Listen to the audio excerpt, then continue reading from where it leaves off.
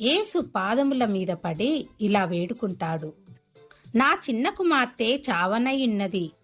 నీవు వచ్చి నీ చేతులను ఆమెపై ఉంచిన ఎడల ఆమె బ్రతుకుతుంది.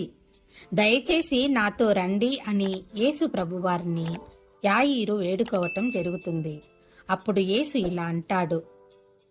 యేసు యాయీరుతో వెళ్ళడానికి ఒప్పుకున్నాడు. కాని అక్కడ అనేక మంది జనసమూహములు మీద పడుచున్నందున వారు ముందుకు వెళ్ళలేకపోయారు.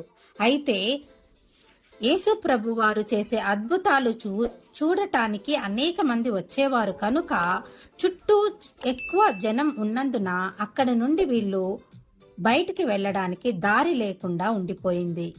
ఆ సమయంలో మరొక అద్భుతం కూడా అక్కడ జరిగింది. అదేంటో తెలుసా? ఒక స్త్రీ 12 సంవత్సరముల నుండి రక్తస్రావ రోగంతో బాధపడుతూ